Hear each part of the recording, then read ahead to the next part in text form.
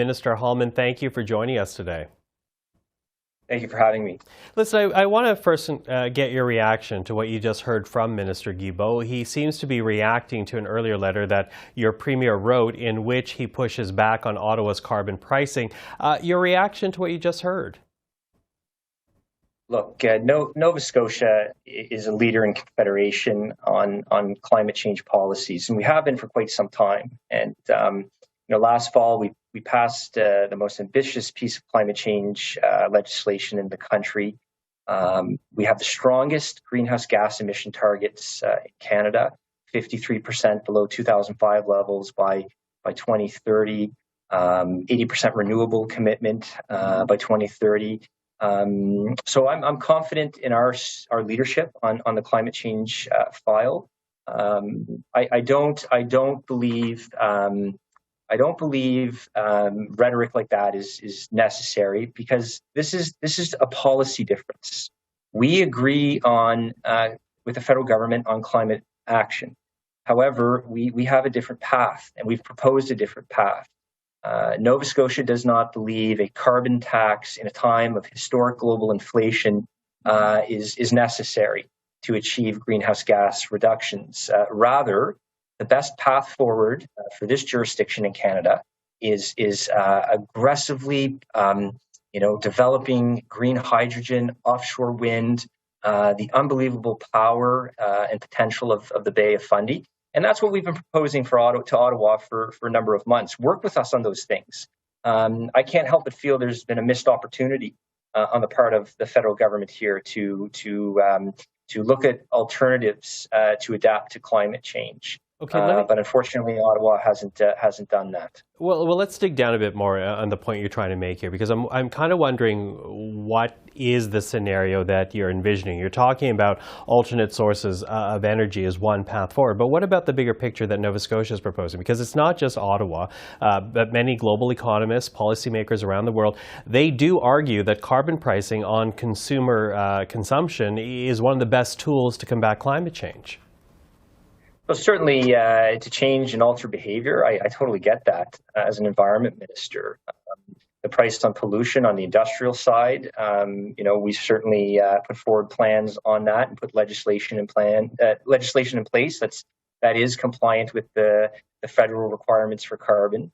I'm not opposed to a carbon tax philosophically in any way. I think, quite frankly, to alter behavior, I get that, but policy cannot be implemented in a vacuum. It needs to recognize the realities we're in. And Nova Scotians and Canadians, I believe, want practical and realistic alternatives to fossil fuels.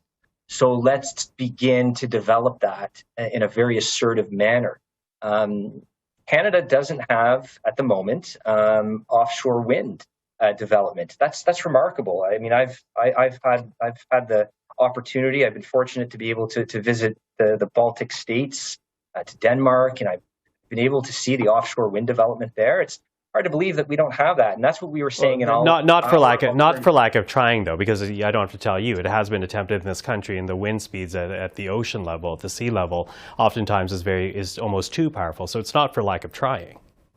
Well, look, we have a real opportunity here in Nova Scotia.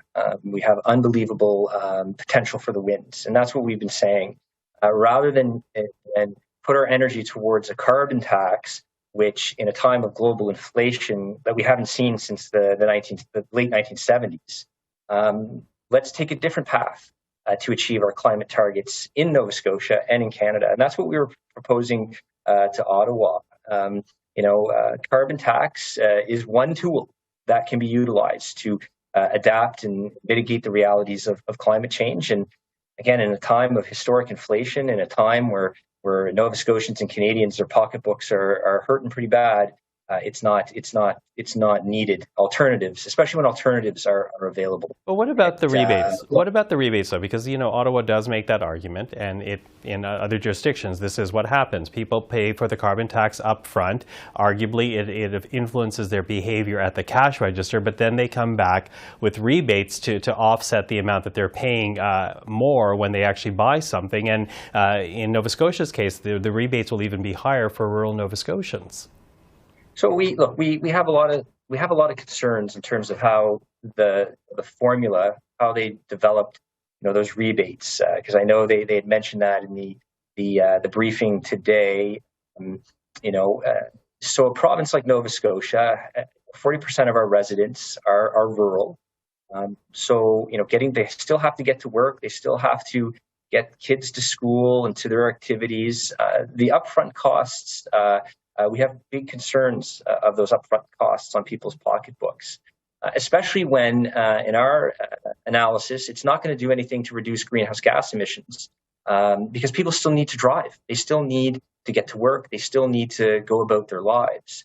And that's why we put forward, I think, practical, realistic alternatives to a carbon tax. And, yes, there are rebates, but, we have concerns that those rebates aren't going to be enough to offset those costs. And I want to assure residents in my province that their provincial government is certainly going to be looking at supplementary supports that the provincial government can offer long-term and short-term. But again, a carbon tax in a time of high inflation such as this, we don't believe it's the right policy tool. And and fundamentally, that's where we're at. And I don't believe any policy, being a student of history, is should ever be absolute. What we're doing is we're questioning an approach on the part of the federal government, and we feel a carbon tax is not needed at a time like this.